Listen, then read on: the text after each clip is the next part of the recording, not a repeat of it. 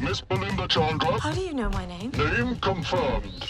Your Majesty. You're what now? You will come with us. She's this completely ordinary woman who finds her life being completely turned upside down. Normally their life is turned upside down when the Doctor arrives. Belinda gets ahead of the game, frankly. Her life gets turned upside down when robots land in her back garden and take her off into outer space, and the Doctor is left chasing her instead of the other way round. So it's a bit of a different dynamic, but nonetheless, of course they end up as best friends and fighting to save the day. Monday Flynn. I'm an ordained Anglican Marine. Very exciting to get to work with Varada again. She's an incredible actor. It's a very nice dynamic, and she challenges him and pushes him, and that all leads to like a really beautiful friendship. You're actually called the Doctor? Yeah. All right then. I'm called the Nurse. Doctor and nurse. Good team. Belinda's a version of me, so it's going back to the basics of thinking about what she wants from her life. So I think what grounds me is thinking about how she sees herself in the world, and that kind of helps align how she navigates all of these different things that are thrown at her. Doctor! I told you, get me home! I am. You are not! No!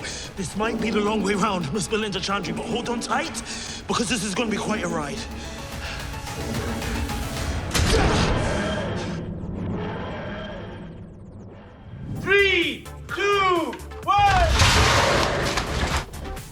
Those actors that come in and don the costumes that they don are incredible. They can't eat whenever they want, they can't just go to the toilet whenever they want. They're committed to their craft. It can never be me, but I've got a lot of admiration for them. So with the performers, all your joints, your shoulder, your elbow are all in the wrong place. So you need really good performers who can adapt to that kind of thing. Action!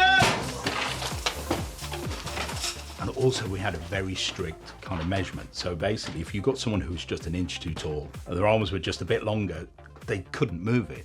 So we had to find performers who were all exactly the same size or as close as possible. So each robot needs like a whole support team. You know, they come with an entourage.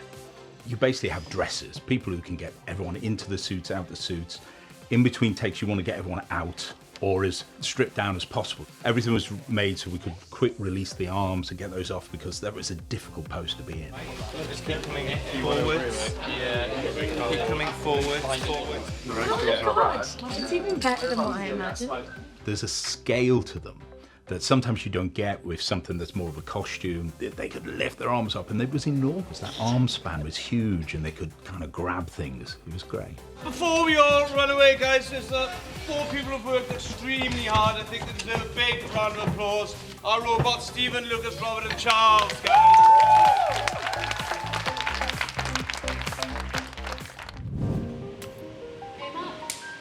Polish, polish, polish, polish.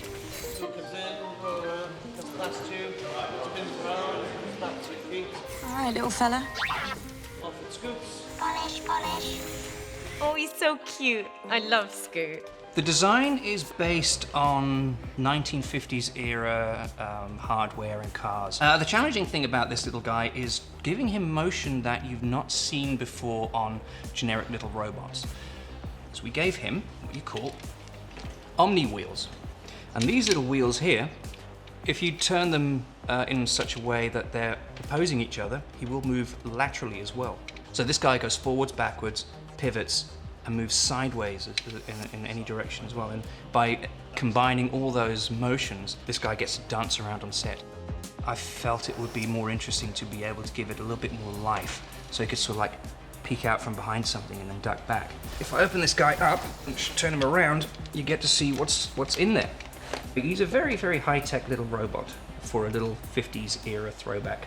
And the arms were then rod puppeteered by the puppeteers on set. So two guys puppeteered him. The remote control was done by them both as well. One guy was doing the motion, and the other guy was doing the eye. So he can look left, right, up and down. Put a little switch on there, so every time he hit the switch, his eye would switch off and it looks like he's blinking. This gives him just a little bit of extra character. Polish, polish. And I thought I wanted something daft scooting about the place, literally, and then actually the more I wrote that into the script, the more he ends up saving the day. Actually, I really just fell in love with Scoot and thought, oh, actually, if he stays at her side, he can just be there at the right moment and save the day. Polish, polish. The time is now! Oh my god! Eliminate! Destroy!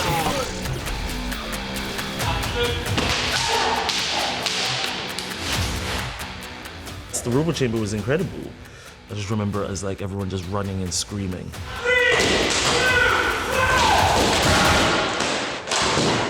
Battles take time, battles are slow, because not even one line, half a line, robot explodes or robot takes out 4 soldiers. That's involved, that takes a lot of time.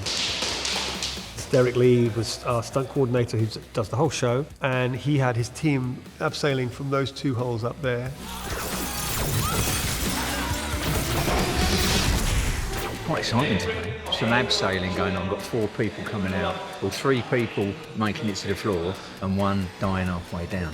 He's on a different device, so he can just let go and it stops him. They're all specialists. They're using military-grade equipment. Ross is the leader of the team. He's ex-military. We made sure that he was happy with the rigging. We came here prior to that recce and we've rehearsed it. Because there's 2 people coming down after each other, sometimes they can get snagged, the ropes can get caught up. But so far, each take has been spot on, so happy. Destroy! We got a lot of work out of them because obviously they abseiled in and then used them taking a shot, taking a hit, rolling and jumping and exploding and whatever. So we got loads out of them.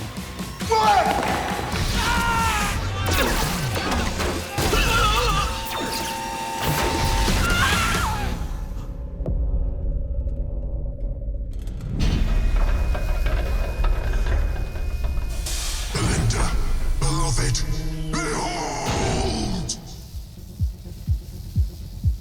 I loved the whole aesthetic of Miss Belinda Chandra 1 because it was just so sci-fi, but like 1950s sci-fi, and it was this great big machine with a little man like attached into it.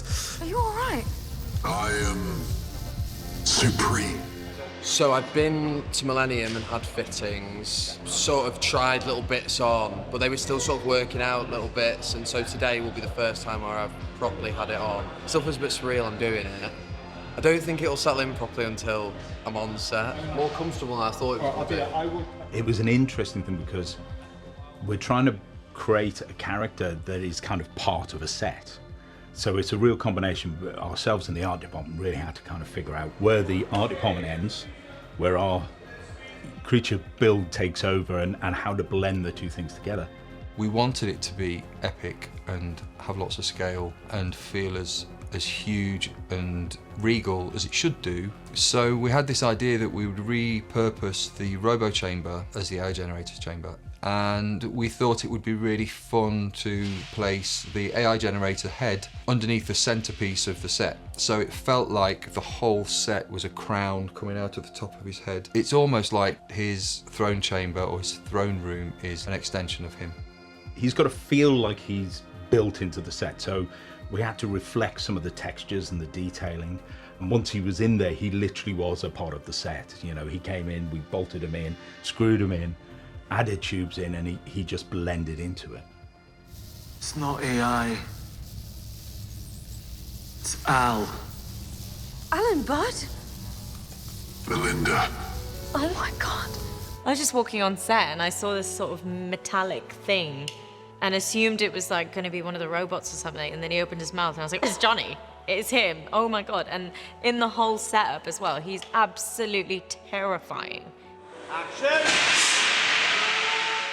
But then also really funny that he sounds exactly the same as a person. Thank you. I forget that I have 2 eyes when I... No, you can see. I feel like a new man.